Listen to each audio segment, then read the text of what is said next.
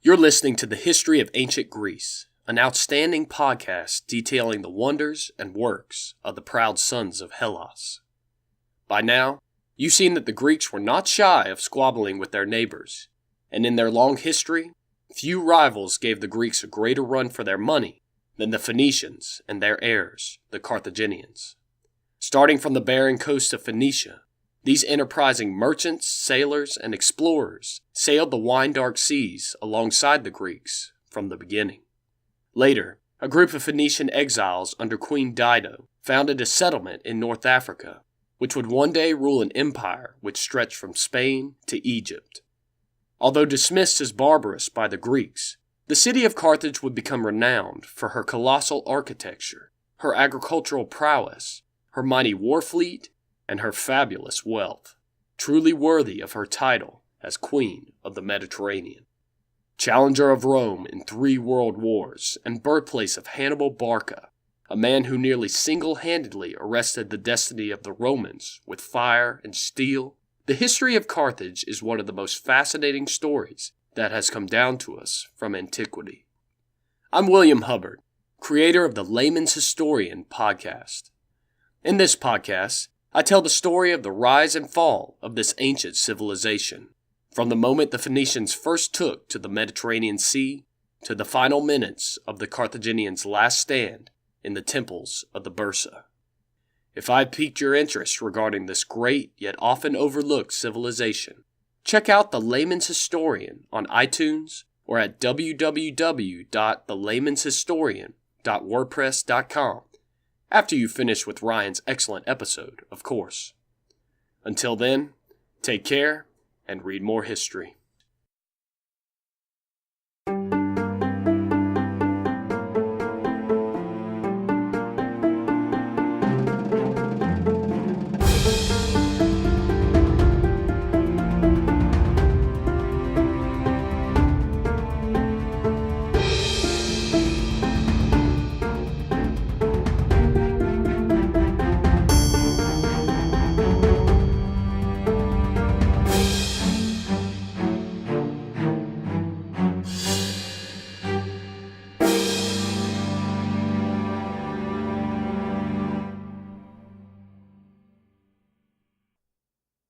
Hello, and welcome back to the History of Ancient Greece, Episode 77, From Childbirth to Adolescence. What was it like in ancient Athens for a young girl or boy from birth to death? Well, throughout today's episode, we are going on that exact journey. First up is one's day of birth, and like most momentous occasions in ancient Greece, childbirth too was cloaked in ritual. In the absence of hospitals, most births took place in the home. When the woman went into labor, the walls around the house were smeared with pitch to prevent the pollution of childbirth from seeping into the community. Babies were delivered by the women of the family, with male physicians only being present in situations of serious consequence, like when there were fears for the mother's life. Medical texts indicate that the presence of male physicians would have caused embarrassment and shame to a woman in labor. Instead, if assistance was needed, the woman in labor would have relied on her network of female friends and neighbors. In Aristophanes' Women in the Assembly, for example, the female protagonist explains her early morning absence to her husband by telling him that she had to rush out in the middle of the night in order to assist a friend who had gone into labor. A woman in labor also would have been guided by a Maya, or midwife, that was beyond the age of bearing children, meaning she was past menopause and had gained much experience in her own childbirths, so she was able to combine medical expertise with proficiency in ritual. In doing so, various potions or drugs, called pharmaca, would be administered, spells intoned, and the appropriate deities invoked. Childbirth was presided over by Demeter Chorotrophos, or the nurturer of the young, as well as Hera, the goddess of marriage and tangentially of childbirth.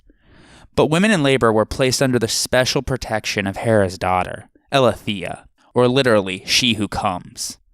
The goddess was so named because her arrival was believed to enable birth to take place. Because of her role in this, Elathea became known as the goddess of childbirth. Artemis was also prominent in the birthing ritual.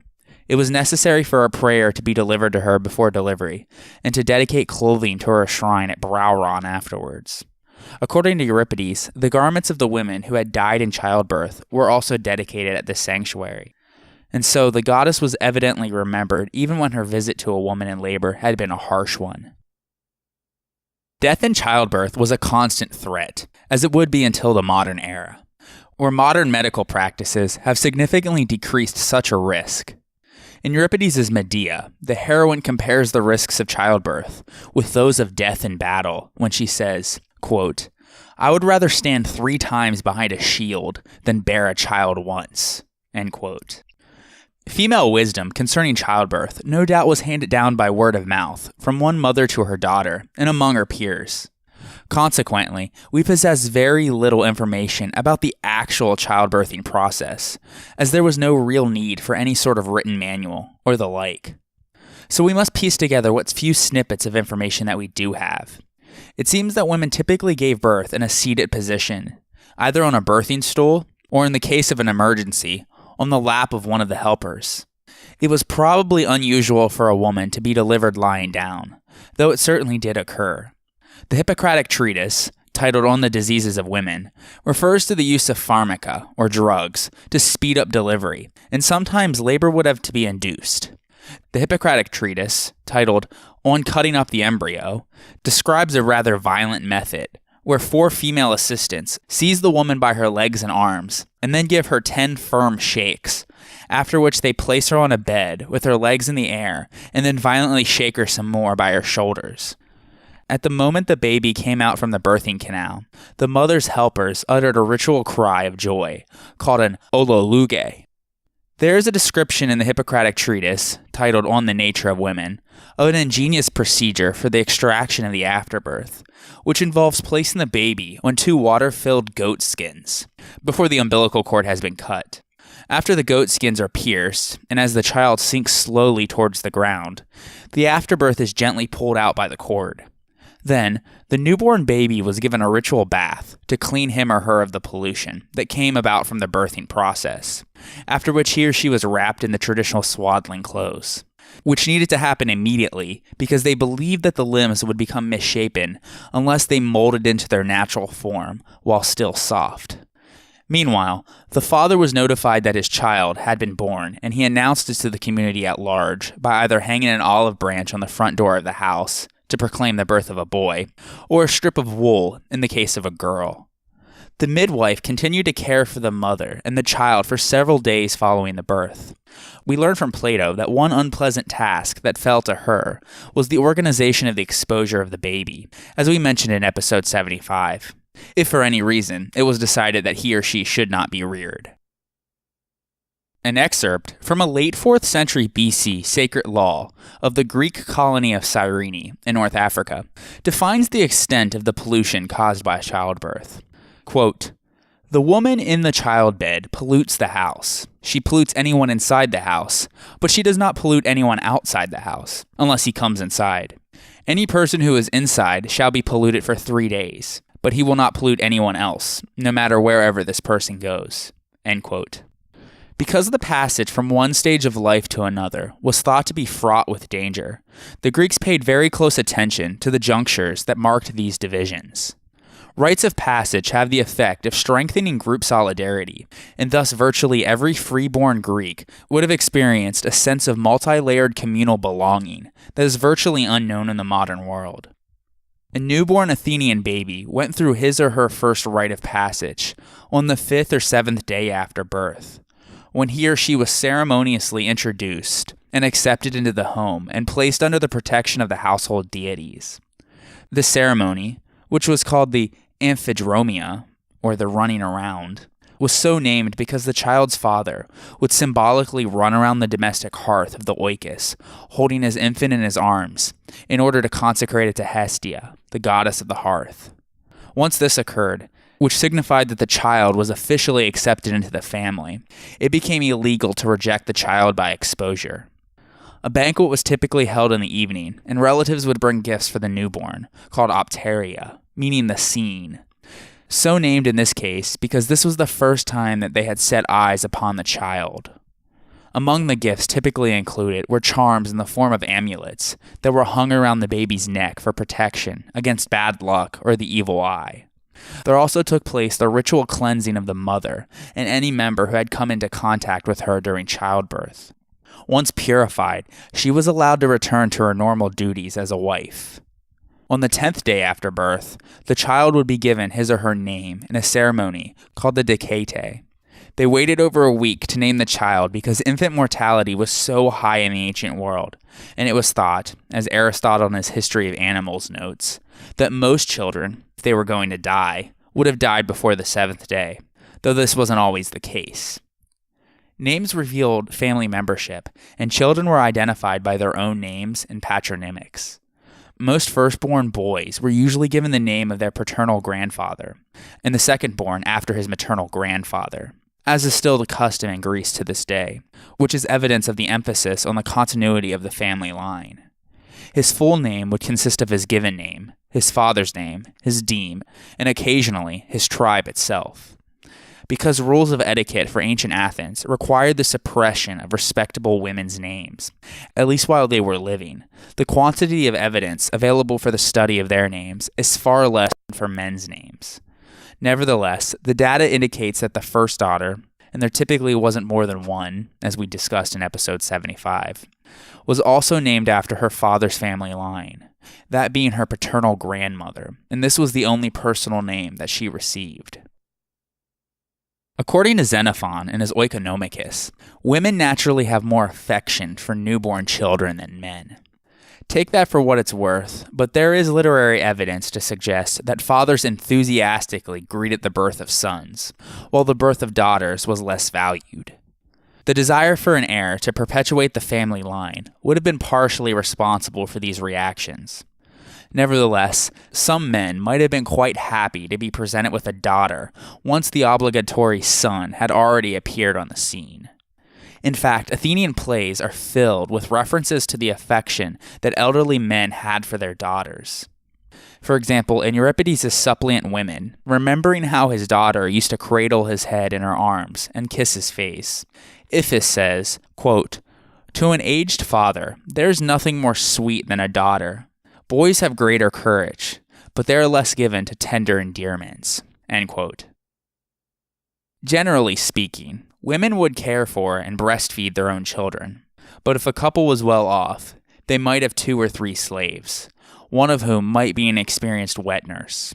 In those situations, the mother would be spared the burdens of motherhood, though she no doubt missed out on many of its benefits too. Feeding bottles from clay pottery are also known, and there is evidence from vase paintings for cradles made of wicker work or wood. A red figure vase painting dating to around 450 BC and now housed in the British Museum shows a lovely scene of a mother receiving her child from a nurse attendant, while others of similar date show babies crawling or beginning to walk. Nurses also feature prominently in Greek tragedy, which suggests that they were important members of the household. Although most nurses were slaves, a few were impoverished freeborn women, as we discussed in episode 69. Cyrannus, a 2nd century AD physician, in his treatise titled Gynecology, recommended that the ideal nurse should be self-controlled, sympathetic, well-tempered, Greek, and tidy. Whether slave or free, many won the confidence and gratitude of their masters and mistresses, as is indicated by the fact that they often retained a position of trust in the household, even into old age. The following semi-humorous sepulchral inscription testifies to the enduring bond that existed between a nurse and her former charge. Quote, "Mikos looked after Askri all her life, even in old age. When she died, he set up this monument for future generations to see. And so the old woman departed from this life, having received due recompense for her breasts." End quote. Before the age of 1, the son of an Athenian citizen was presented by the father to his phratry at the Apatoria, a 3-day festival held in the month of Paenepsion, which is late October or early November. As the child was presented, the father took an oath on the altar of his phratry that he was indeed the father of the child, and that its mother was an Athenian by birth, thus ensuring the child's citizenship. At the age of 4, an Athenian boy was brought to the Anthesteria, or flower festival, which took place in the early spring. We discussed this festival in great detail in episode 48. For the child in particular, here he was presented with a wreath to wear on his head, a small jug known as a cois, and a small cart. This was also the occasion when he experienced his first taste of wine. Since wine was the gift of the god Dionysus, and drinking of it was invariably accompanied by a religious ritual, the Anthesteria was thus a rite of passage, marking an important transitional moment in the child's life. It seems probable that this ritual signaled his formal admission into the Athenian religious community, and hence into the polis itself.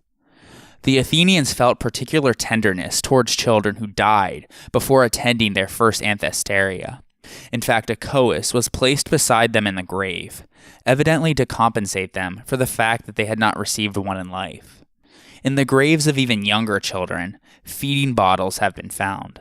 In some cases, the black glaze around the spout has worn away, indicating that the bottle had been used before the baby died. Infant mortality, particularly in the first year of life, was extremely high in ancient Greece, and the ancient world in general, accounting for at least a quarter of all live births, and estimates have placed it as high as 40%. Diarrheal diseases, resulting from a lack of clean drinking water and the absence of a satisfactory waste disposal system, the two main killers in the developing world today, were the major causes of infants' deaths, as well as the previously mentioned practice of infanticide. And so the majority of Greek mothers might have had to bury at least one child in their lifetime. Several Athenian funerary monuments commemorate the deaths of small children. One bears an inscription that informs us that the deceased, whose name was Philostratos and who bore the nickname Little Chatterbox, was, quote, a source of joy to his parents before the spirit of death bore him away, end quote. Another monument shows a pudgy child of about 3 stretching out his hands in the direction of a bird that his adolescent sister is holding. The inscription on the gravestone states that it was erected in honor of Menesagora and her little brother Nikokaris, quote, whom the doom of death snatched away, end quote. Perhaps as a result of a joint accident or an illness to which they both succumbed. Girls who died before marriage were mourned for their failure to reach maturity. Memorial vases for dead girls in classical Athens often portrayed them dressed as brides and were sometimes shaped like lotrophoroi, the vases which held the sacred water they used to bath with on their wedding day, as we mentioned in episode 74. Also, numerous dedications were made to healing deities, such as Asclepius, by mothers on behalf of their sick children, and in one Athenian epitaph from the 4th century BC, a woman named Xenoclia is said to have died of grief for her young son. There is also certainly no shortage of references in tragic literature to the agony experienced by mothers at the loss of a child, with 2 prevalent examples being Clytemnestra over the loss of her daughter Iphigenia, and Andromache over her son Astyanax. From the 4th century BC onwards, children appear much more in artistic representations. One big avenue for this is the games that children played. Evidence of toys comes from literature, vase paintings, and surviving examples of the actual toys themselves.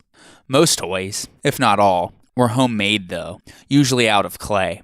There is archaeological evidence for miniature horses on wheels, boats, spinning tops, and rattles.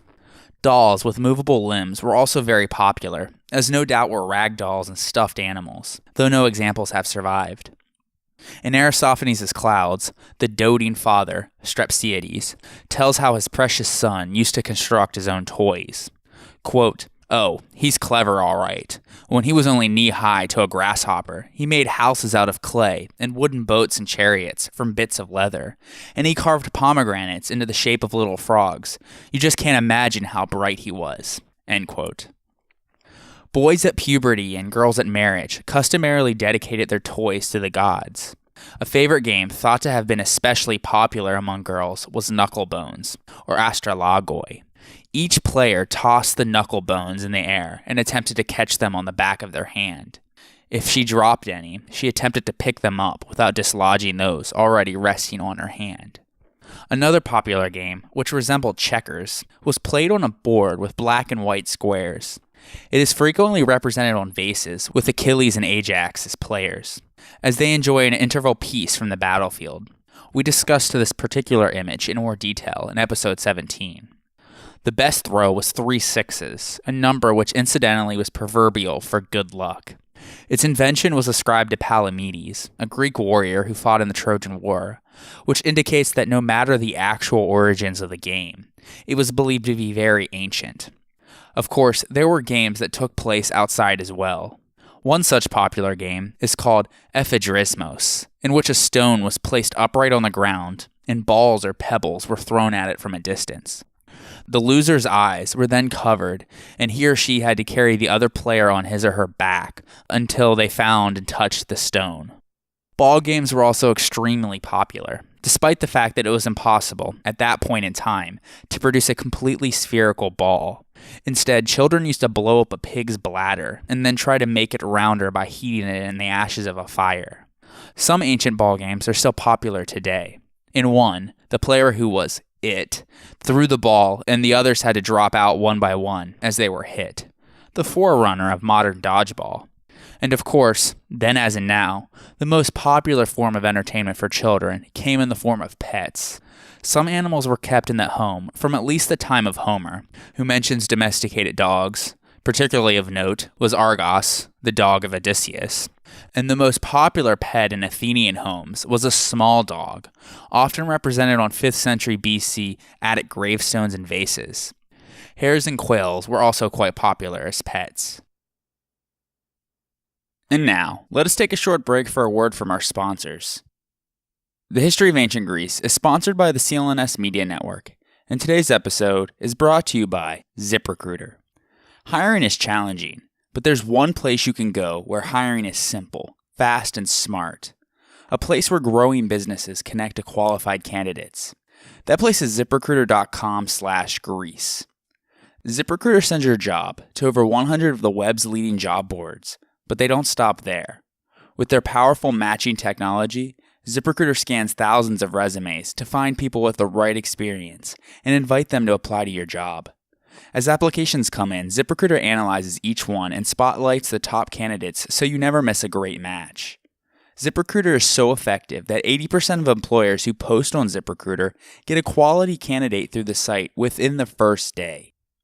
With results like that, it's no wonder that ZipRecruiter is the highest rated hiring site in America.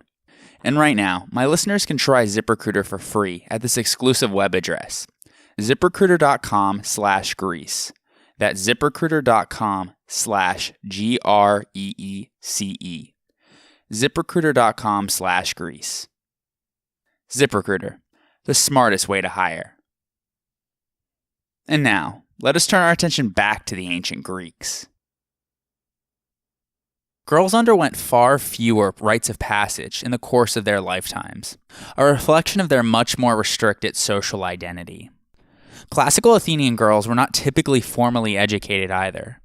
Rather, their mothers would have taught them the domesticated skills that they would need in order to run a household after they get married. And they rarely went out of the women's quarters of the household, though they did attend some religious festivals. A young unmarried woman who was nearing puberty was not sent on an errand to the agora, because as Euripides puts it, quote, "It was not nice for girls to creep through the crowd," end quote. And she ought not to be seen even standing on the roof of her own house. Athenian feelings on this matter seem to have been shaped as much by a concern for maintaining appearances as by a desire to keep young women away from the danger of male contact. The segregation of the girls in the lower classes may have been much less strict, though, as we discussed in episode 73. Also, girls may have been actively discouraged from becoming literate in order to keep them unspoiled. A fragment from a lost play by Menander states, axiomatically, quote, "He who teaches his wife how to read and write does no good. He's giving additional poison to a horrible snake," end quote. Still, though, there were certainly those who picked up writing and reading by their own efforts, and there were certainly those who managed to become cultured and well-informed, though this number no doubt was minuscule and would have been from the wealthiest classes. In a law court speech by Lysias, titled Against Diogeiton, for example, a guardian accused of having defrauded his nephews of their inheritance is said to have been challenged on his administration of the estate by the boy's mother, who appears to have been perfectly familiar with the contents of an accounting book. Also, vase paintings in which women are shown in a domestic environment holding scrolls may represent the activities of real-life females from the privileged upper classes. Only one woman is able to write an Athenian tragedy, that being Phaedra in Euripides' Hippolytus. Those privileged women who did learn to read and write were probably taught at home by their mothers. In addition, some women were educated in music and dance, as we see from depictions in Greek vase painting, and lyre playing may have been one of the skills acquired by some upper-class women. Still, though, few were likely to have been sufficiently educated and well-informed to express an opinion about the political issues of the day. Xenophon's fictional character, Ischomachus, in his Oikonomicus, therefore probably speaks for a number of middle-class Athenians when he declares, quote, "When I married my wife, she was not yet 15 and had been so carefully supervised that she had no experience of life whatsoever. Seeing, hearing, and saying very little. A man should be content, don't you think, if his wife comes to him knowing only how to take wool and make clothes and supervise the distribution of spinning among slaves." End quote. In general, female ignorance would have been viewed by some, if not most, Athenian men as an important part of the social and political barrier erected between women and the outside world.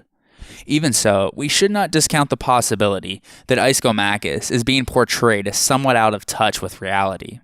Although Athenian girls may not have been quite so submissive, as is sometimes assumed in scholarship.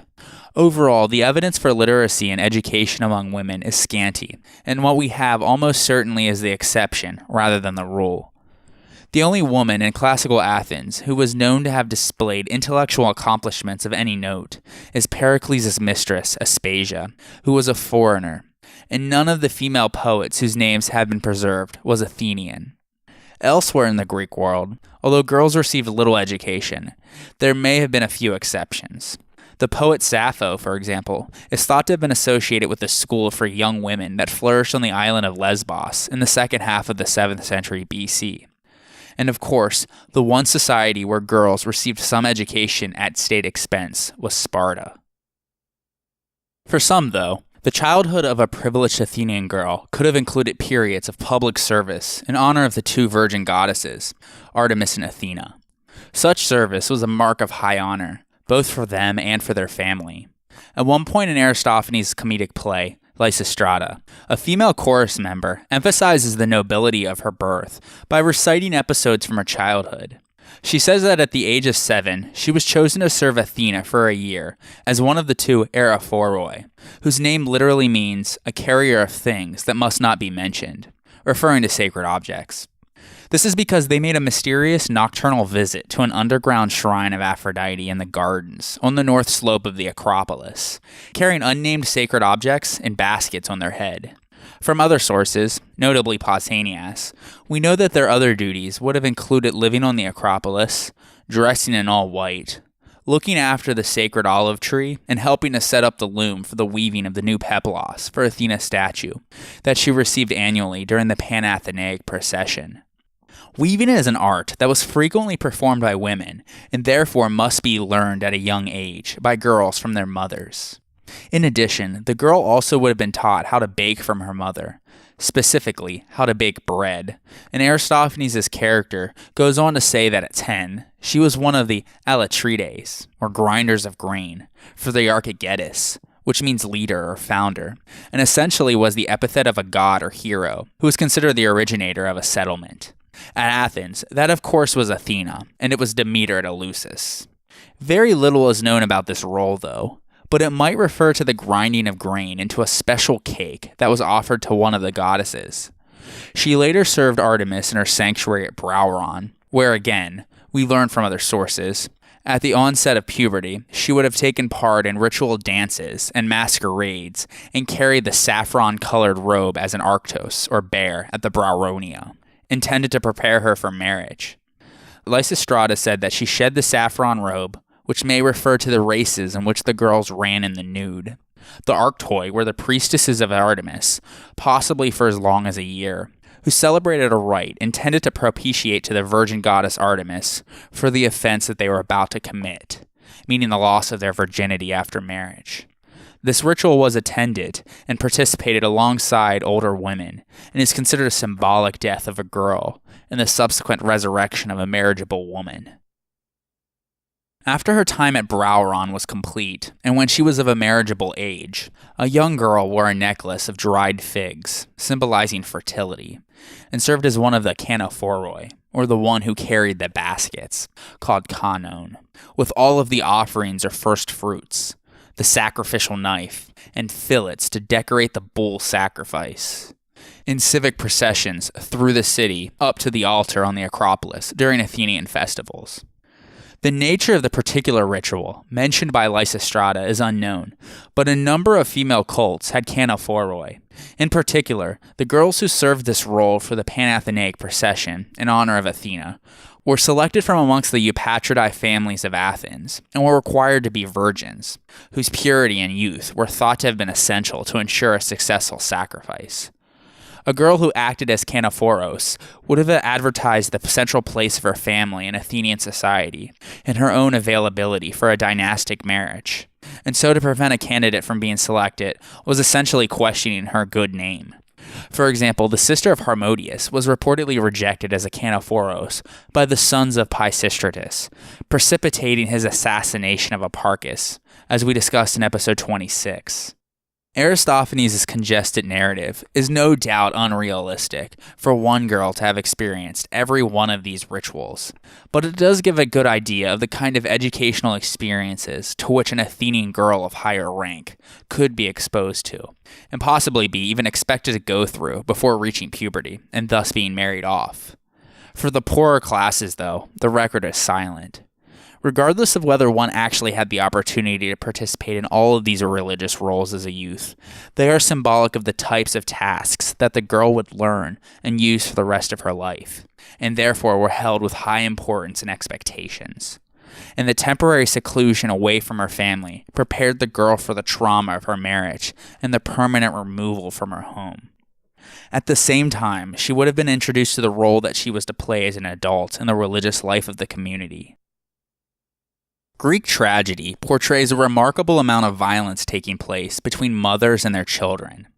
Although such acts of violence probably did occur, there is no evidence to suggest that in real life it was any more common than in today's society.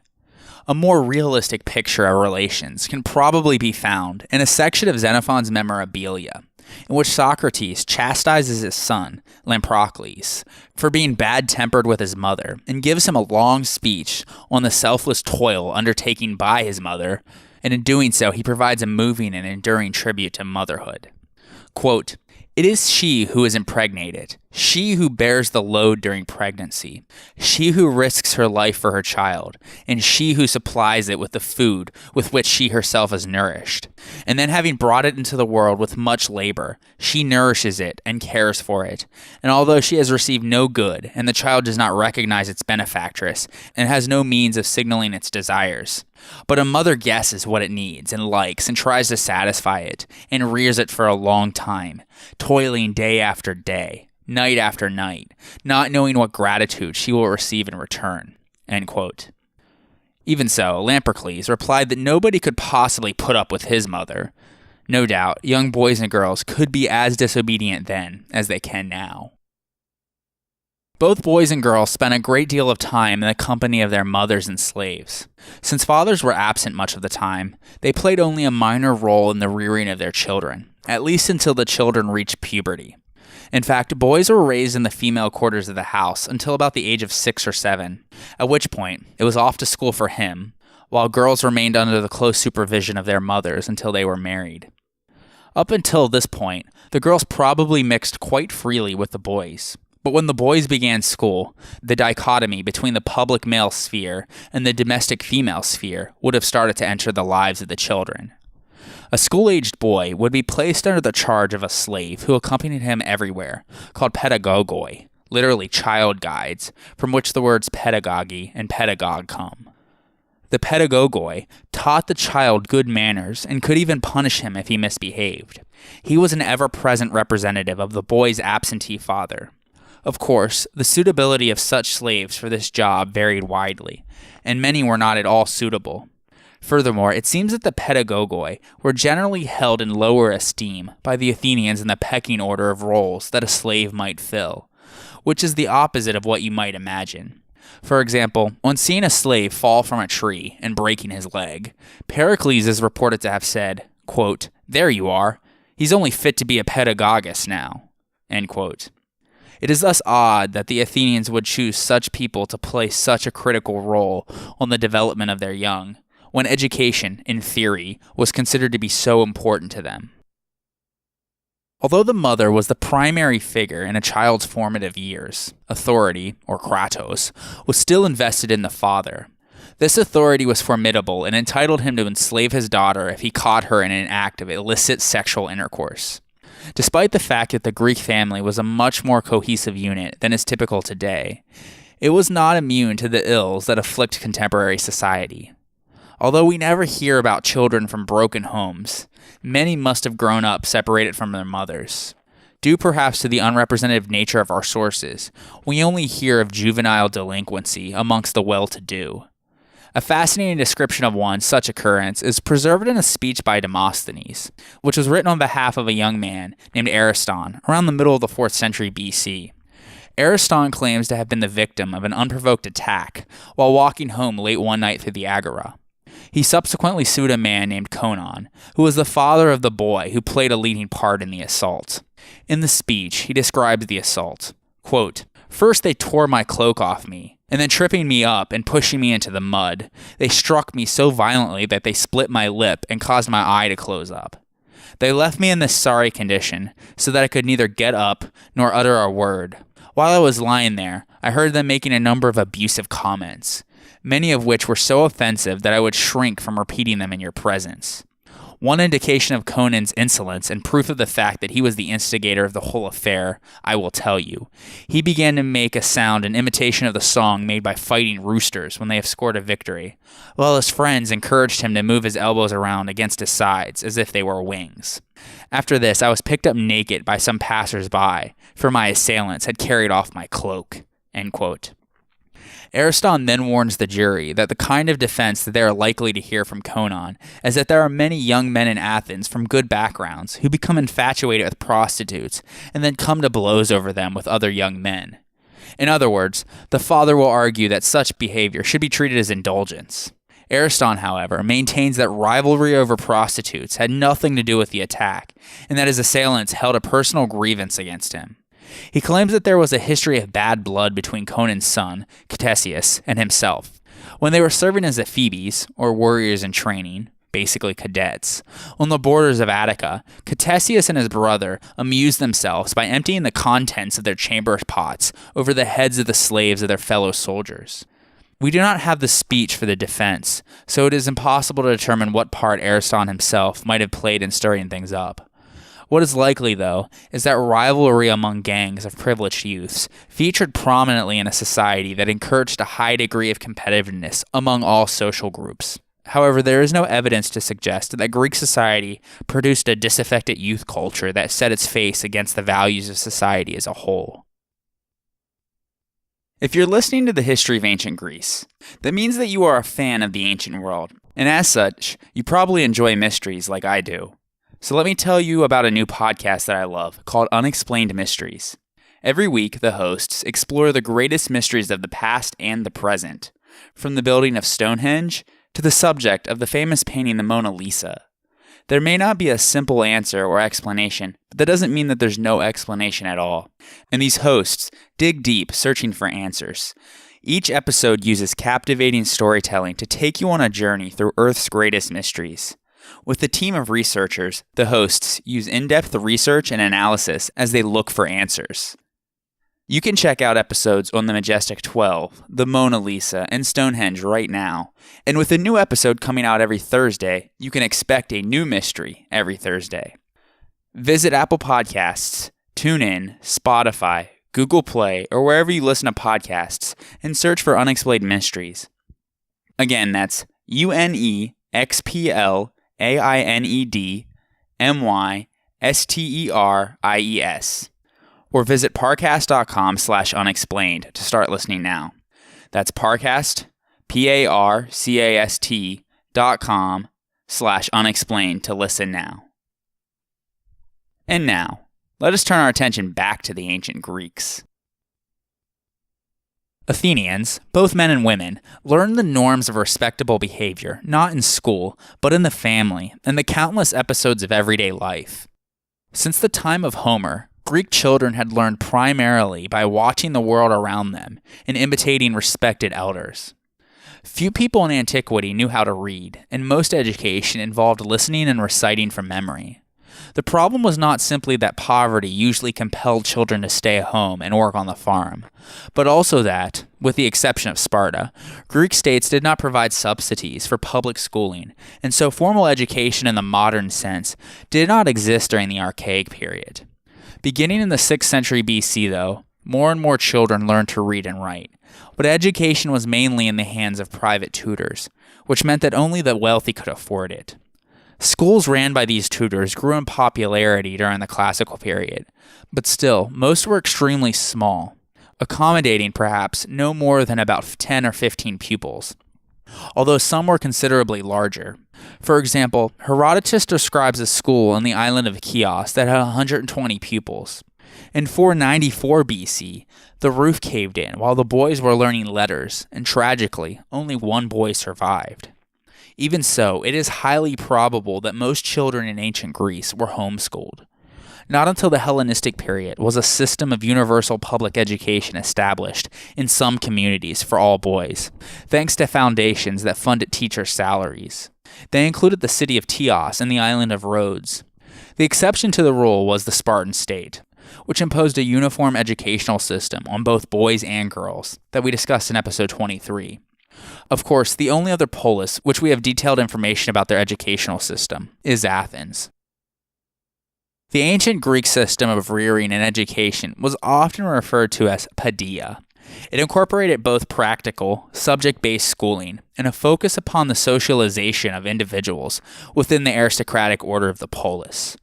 An ideal and successful member of the polis would possess intellectual, moral, and physical refinement, so training in athletics was valued for its effect on the body, alongside the moral education which the Greeks believed was imparted by the study of poetry. This approach to the rearing of a well-rounded Greek male was common to the Greek-speaking world, with the exception, of course, of Sparta, where a rigid and militaristic form of education, known as the agoge, was practiced instead. Athenian education thus was inevitably much more private and informal than its Spartan equivalent.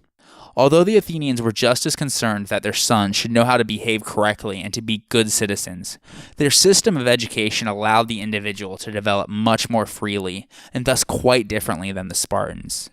Although the Athenian state did not require children to be educated and did not involve itself in the school's curriculum, it still sought to uphold certain values.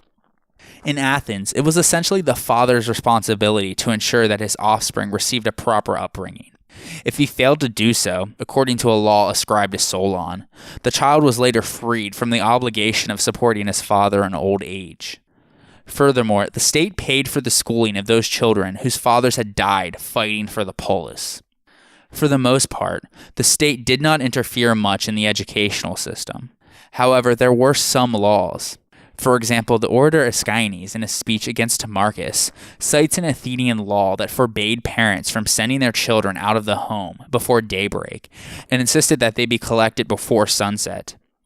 With the exception of the pedagogoi, who supervised their young masters at home and accompanied them to and from school, carried their satchels, and sat behind them in the classroom, no adult was allowed to enter the school. If any did, it was considered a capital offense.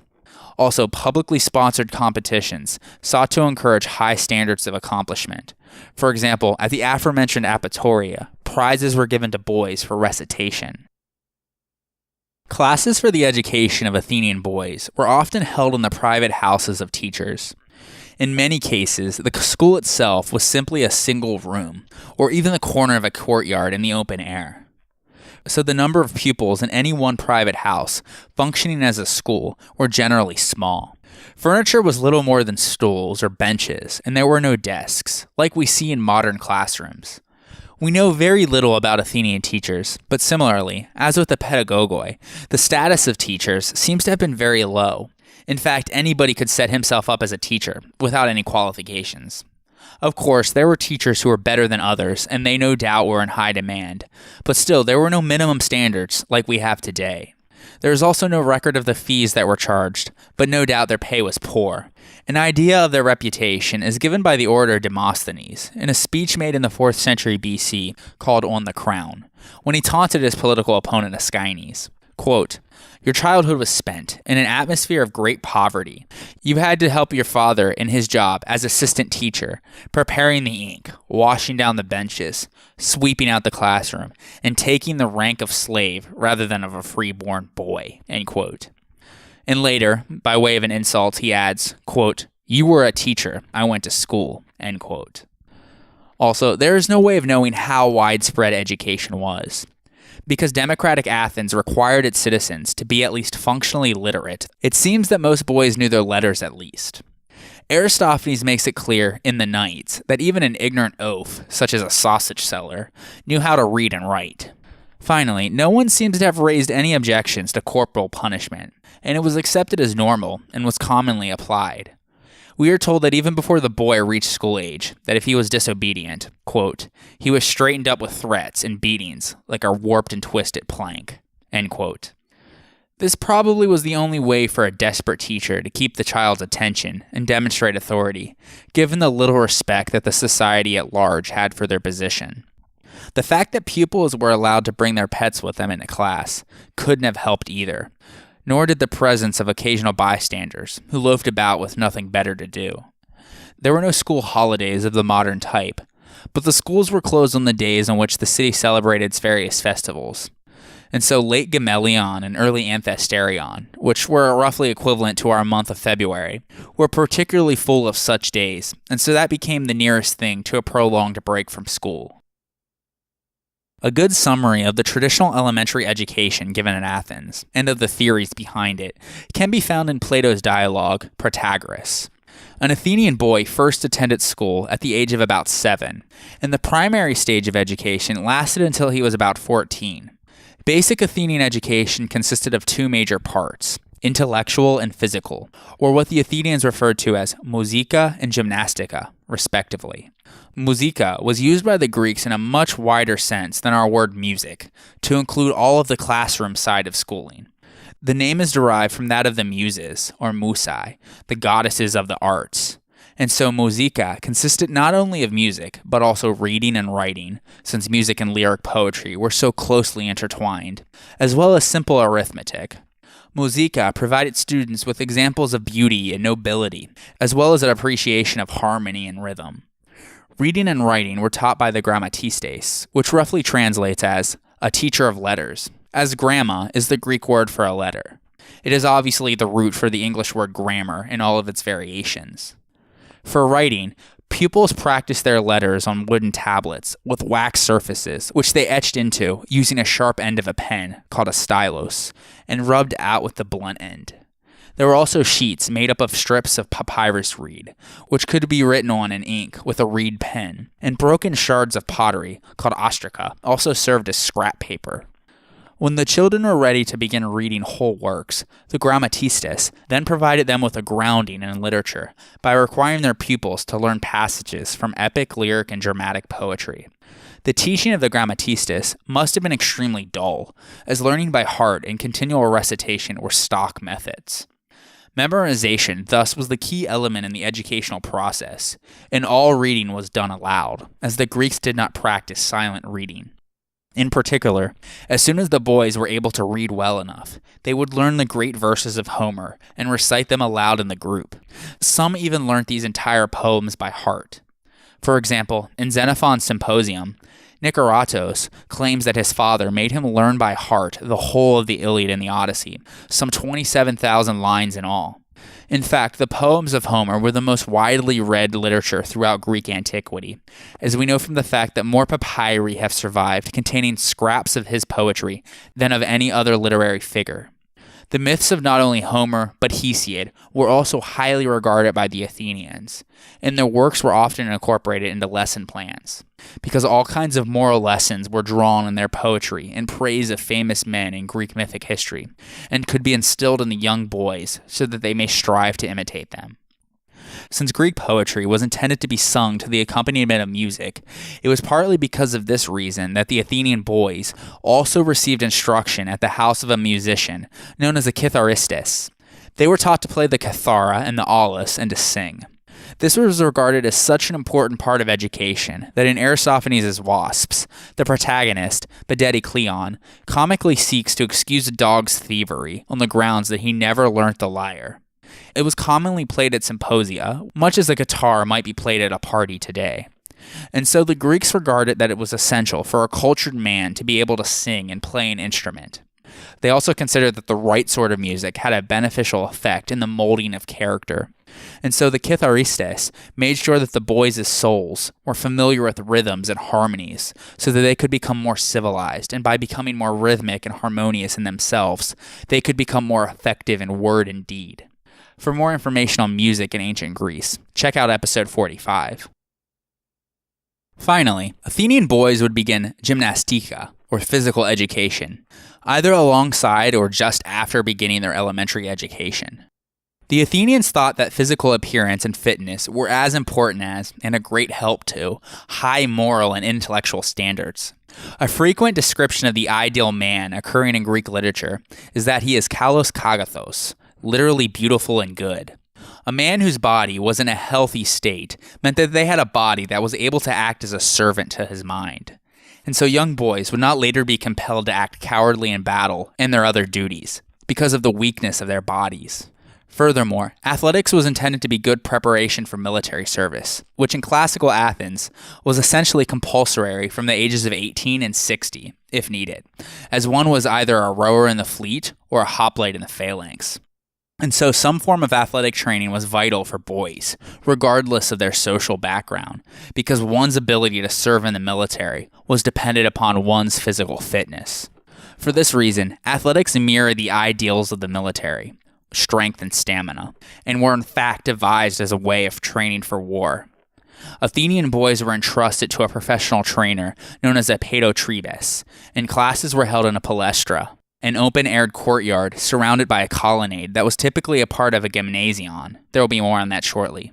The palestra was an educational establishment owned privately by the paedotribes, recognized by his purple cloak. Athens contained many palestrae, but none have been fully excavated. Their general layout was similar to that of a Greek house, as there were also rooms behind the colonnade for changing, using the bathroom, and the storing of equipment, and a shop from which the boys could buy olive oil if needed for exercising. Boys would strip down totally naked and cover themselves with the olive oil. In fact, the word paedotribes literally means boy rubber, an allusion to the fact that their athletics teacher was the one who rubbed or massaged his students with olive oil before they exercised. After warming up to music, they performed such sports as throwing the discus and javelin, running, jumping, wrestling, boxing, and ball games. According to Galen, there also existed a teacher specifically devoted to instruction in ball games.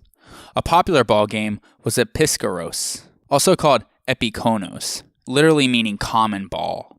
Highly teamwork oriented, the game was played between two teams of usually 12 to 14 players each, with one ball. It was apparently very violent, at least in Sparta, as one team would try to throw the ball over the heads of the other team. There was a white line between the teams, called the skouros, and another white line behind each team. Teams would change the ball often until one of the teams was forced behind the line at their end. The general impression seems that the game was quite similar to rugby. A depiction in low relief on the belly of the vase, displayed at the National Archaeological Museum in Athens, shows a Greek athlete balancing a ball on his thigh. This image is reproduced in the European Cup football trophy. Also, it's pointed out by the sophist Protagoras in Plato's dialogue of the same name, that as a general rule, the sons of the most wealthy went to school the earliest and left the latest. So it seems that a child's education lasted as long as their parents could afford to pay their fees. or as long as the parents did not require their sons to be economically productive for the oikos. For most, this seems to have occurred around the age of 14. The children of poorer parents thus had to find some form of employment at that age. Herodotus informs us that in Sparta, some trades and professions were exclusive to certain families, including those of herald, flute player, and cook. In Athens, too, many skills and professions were handed down from father to son, partly due to the law requiring an Athenian father to teach his son a skill if he expected to be supported by him in old age, because if he didn't, legally, he would have been left to his own devices. For example, the Athenian sculptor, Praxiteles, was the son of a sculptor, and both his sons and grandsons were sculptors as well. Other professional skills, including the writing of dramatic poetry, were also handed down over several generations. Overall, though, it is likely that Athenian youths were more free in their career choices than their Spartan counterparts, given the less constricted tenor of Athenian society. But of course, that was mostly the case for the wealthy.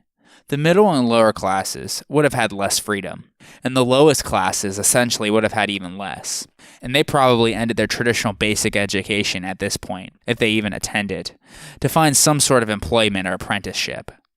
It should be noted that while this system of education reached far more people in the classical period than in previous times before, there were still large swaths of Athenian society among the poorer classes that didn't send their children to school for long or maybe even at all. And so the level of literacy in Athenian society outside the ranks of the wealthy elite was quite low by modern standards, with only a small minority of the poor being able to do much more than perhaps sign their names. The inability to read and write, though, presented few insurmountable difficulties for most people, who could easily find someone to read aloud to them any written texts that they needed to understand.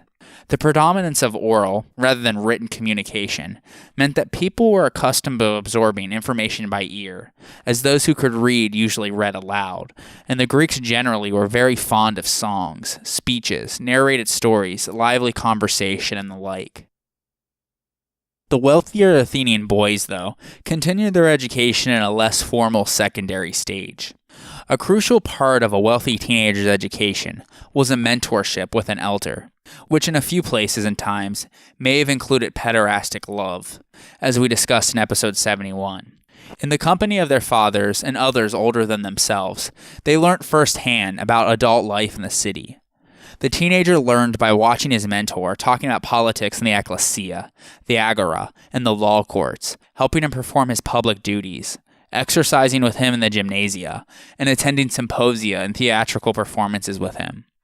The poet Simonides put it well when he wrote, "Polis andra didaskai," or "the polis teaches a man." The boys also continued their physical education by leaving the confinements of the palestra of the youths behind and exercising now in the wider area that was the gymnasion, a Greek word whose root is the adjective gymnos, meaning naked, by way of the verb gymnazo, which means to train naked. Athletes trained and competed in the nude, a practice which was said to encourage aesthetic appreciation of the male body and to be a tribute to the gods. Those with a particular talent in any one sport were given further training in it by specialists. The gymnasti were the teachers, coaches, and trainers of the athletes. They were responsible for teaching the methods involved in the various exercises and choosing the appropriate athletics for each person to specialize in, according to their skill set and constitution. They essentially were the teenage and adult version of the paedotribi of the youths. The overall supervision of the gymnasia was entrusted to gymnasiarchoi, who were appointed annually, one from each tribe. They were public officials responsible for the conduct of sporting events and games at public festivals, and who directed the gymnasia and supervised the gymnasti. Their duties also included the payment of all expenses connected with the training of the competitors, and particularly expensive were the torch races, called lampadaephoria. And so, the office of gymnasiarchos was one of the most expensive of all the liturgies, or public services, demanded by wealthy Athenian citizens, and therefore was one of the most prestigious. Beneath them in the organizational structure of the gymnasion were 10 sophronisti, who were responsible for observing the conduct of the youths, attending all of their games, and supervising the paedotribi. Gymnasia, as well as the palestri, were under the special protection and patronage of Heracles and Hermes. The first Athenian Gymnasium is attributed by Pausanias to Theseus, though this is highly unlikely. Regardless, Solon made several laws on the subject, and according to Galen, these were reduced to a workable system of management in the time of Cleisthenes. While the origins of physical exercise regimes cannot be pinpointed, the practice of exercising the nude had its beginnings in the late 8th and early 7th centuries BC.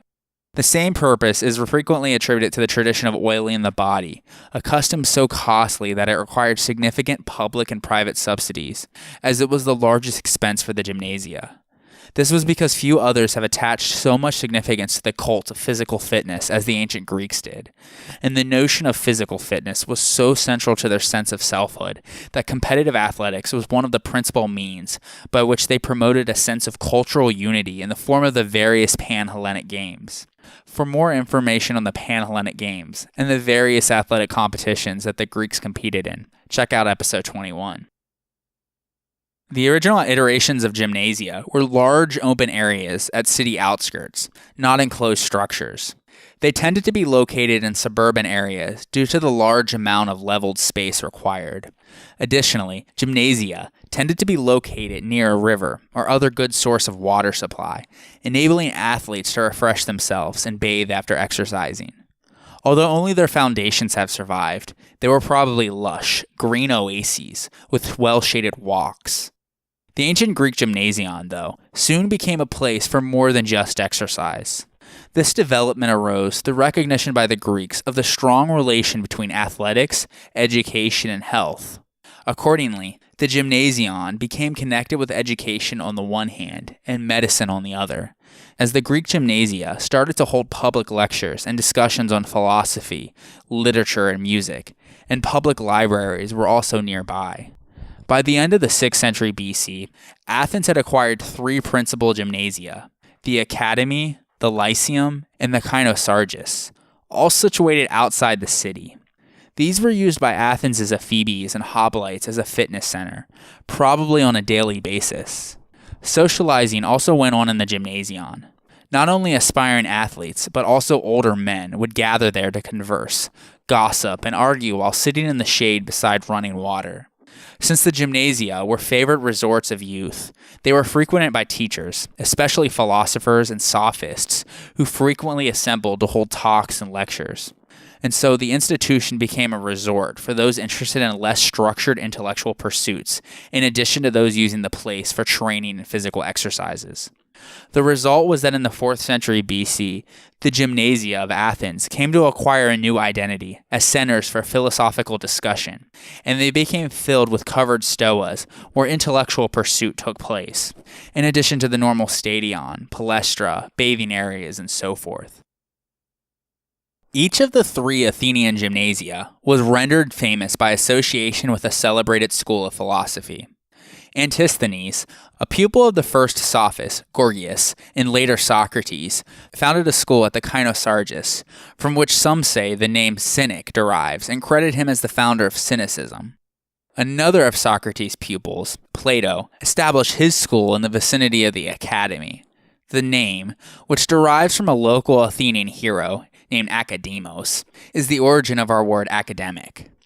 Half a century later, Plato's own pupil, Aristotle, established a rival philosophical school in the Lyceum. Aristotle's followers at his school were dubbed peripatetics, from the verb peripatio, which means to walk up and down, because of their habit of pacing up and down as they pursued their philosophical inquiries. There will be more on the sophists and the philosophical schools at Athens in future episodes. It is important to note, though, that the topographical coincidence between intellectual pursuit and athletic excellence testifies to the Greek conviction that the two aspirations are not individualistic, but complementary. Plato, for example, considered athletics to be an important part of education, and according to him, it was the sophist Perdiccas who first pointed out the connection between athletics and health. Having found athletic exercises beneficial to his own weak constitution, Perdiccas formulated a method that became generally accepted and was subsequently improved by Hippocrates. Galen also put great stress on the proper and frequent use of exercise. Throughout other ancient Greek medical writings, special exercises are prescribed as cures for specific diseases, showing the extent to which the Greeks considered health and fitness connected. The same connection is commonly suggested by experts today. The gymnasti were the ones who prescribed remedies for those that became unwell, and the elepti acted as surgeons and administered any drugs prescribed. It should be noted, though, that a lot of what has been said about the connection with education, health, and athletics was a universal Greek ideal. As usual, we have the most evidence about Athenian specifics, but the concept of paideia at large embodied the pursuit of arete, or excellence, the central ideal of all Greek culture. For example, in the Iliad, Homer portrays the excellence of the physicality and courage of the Greeks and Trojans in battle. And in the Odyssey, he accentuates the excellence of the mind, or wit, that was also necessary for winning.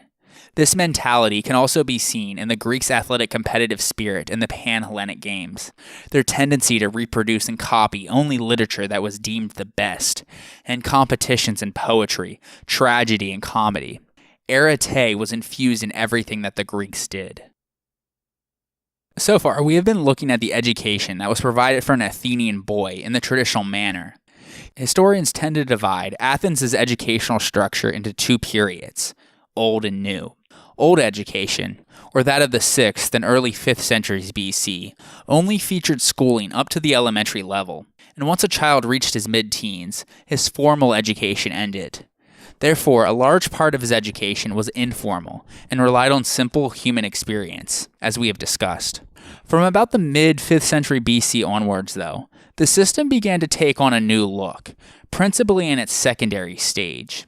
And so, what historians have labeled as new education became prominent with the introduction of philosophers such as Socrates, as well as the Sophists, which led to an influx of foreign teachers.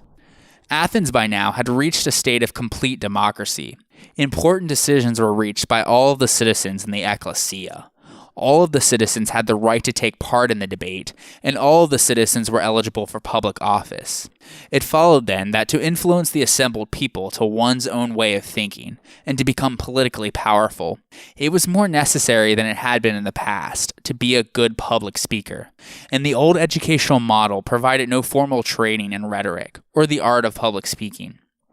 Furthermore, this was a time when all kinds of traditional beliefs, especially those about religion, were coming under attack. Philosophers and scientific thinkers were developing and spreading new ideas about the world, and about men and morality. The existing mode of education was a blend of indoctrination and socialization, intended to foster traditional values, and taught nothing of such subjects as philosophy, physics, astronomy, medicine, or geometry. These gaps were now filled by a new type of teacher called the sophistes, or sophists, a name meaning experts. They were lecturers who traveled from city to city, teaching rhetoric especially, but also all of the other important subjects that were not being covered by the ordinary school curriculum. These more focused fields of study all emphasize the development of philosophical insight and the questioning of conventional beliefs within a framework of logic and reason. This shift naturally caused controversy amongst the Athenian elites, especially those with traditional views on how the youth should be educated. Traditionalists believed that raising intellectuals would destroy Athenian culture and leave Athens at a disadvantage in war. On the other hand, those in support of the change felt that while physical strength was important, its value in relation to Athenian power would diminish over time. Such people believed that education should be a tool to develop the whole man, including his intellect. Regardless, new education prevailed, and it provided greater structure and depth to the existing old education framework. The Sophists, especially in the early days, were likely to have been non-Athenian. They charged for their teaching, and the sons of the more wealthy flocked to study under them. Only a very small percentage of Athenians, though, would have had the means and disposition to provide their sons with any form of higher education, such as what the Sophists were providing. One of the interlocutors in Plato's treatise, titled Laches, states that most Athenian parents, quote, allow their sons to do exactly what they like once they become lads, end quote. And this is likely to be a fairly accurate generalization for how things really were. For the richest and most connected students, they were able to continue their education by studying with these famous teachers, if they so chose to. This occurred in the period after the elementary education was finished, when, as we have seen, they had few binding commitments elsewhere that would take up their time. And so if they could afford it, what we might discuss as higher or tertiary education began for Athenian youths around the age of 16. The teaching of the Sophists was mainly intended to produce men who could make successful statesmen, and rhetoric was emphasized because the ability to speak in public was not only the hallmark of a well-educated gentleman, but also a vital attribute for anyone who wished to make a mark for himself in a democratic society, whether in the political assembly, in the law courts, or in more informal contexts, such as at symposia. And so they taught young Athenian males how to speak and how to argue in public, and it was often thought more important to win the argument than to reach the truth. And so in a sense, Sophists taught an early version of what we today call fake news.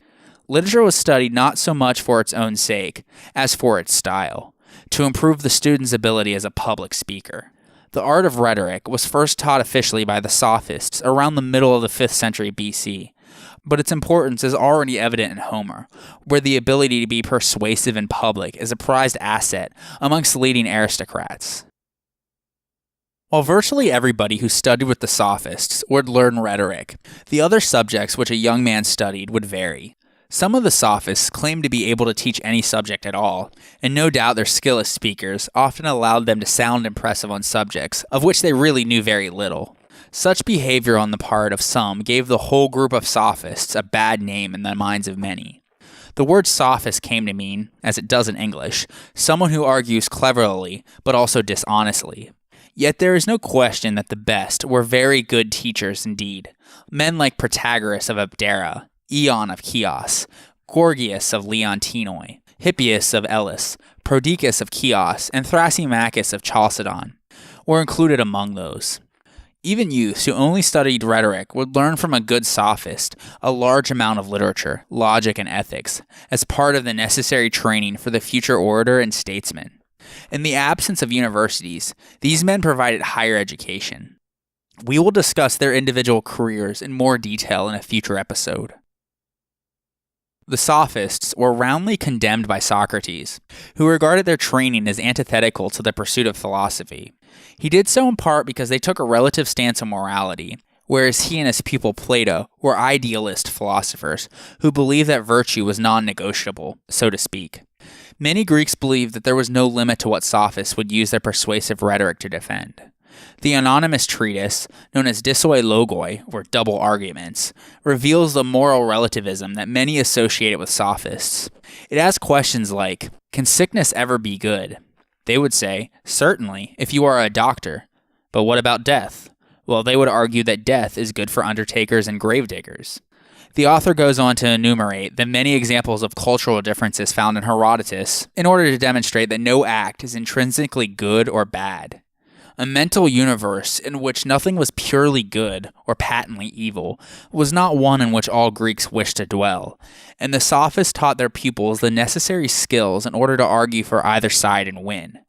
Similarly, the comic dramatist Aristophanes mocked Sophists in his play The Clouds, by mischievously transforming Socrates into a quintessential sophist who teaches his pupils how to make the worser case appear to be the better, without any regards for the truth. The hostility between practitioners of rhetoric and those who practiced philosophy would endure almost throughout antiquity. Plato was particularly dismissive of the Sophists in the Gorgias, which takes its name from one of its most famous and successful practitioners. Incidentally, Gorgias was one of the highest paid Sophists. In fact, he became so wealthy that he erected a gold statue of himself at Delphi, the first gold statue to be erected for a human in Greece, which was a testimony to the enormous fees that the men of his profession commanded, as well as to the high regard that they were generally held by the people, even if they were loathed by the philosophers. Furthermore, the Sophists actually introduced their educational programs through the use of advertisements in the attempt to reach as many customers as possible. Nevertheless, it is unlikely that the criticism of Socrates and Plato had much impact on public sentiment, although it may well have been the case that many Athenians would have instinctively concurred with the characterization of sophists as money-grubbing charlatans, especially those who could not afford their services. However, in the 4th century BC, schools of rhetoric began to emerge in the Greek-speaking world, including one in Athens run by an orator named Isocrates, indicating that the discipline had achieved respectability. Aristotle also instructed his pupils in rhetoric as well as in philosophy, and he wrote a highly influential treatise on the subject. When the Greek states lost their independence, rhetoric ceased to have any political importance, but it still remained the centerpiece of higher education. So let's move away from education and move back to our young Athenians. At the age of 16, an Athenian boy was reintroduced for admission to membership of his father's phratry, thus confirming his right to Athenian citizenship. Two later sources, Hesiod and the Suda, refer to the ritual of the Chorion sacrifice that was held on the 3rd day of the festival of the Apatoria, when young men cut their hair, offered an animal sacrifice, and were inducted into their phratries.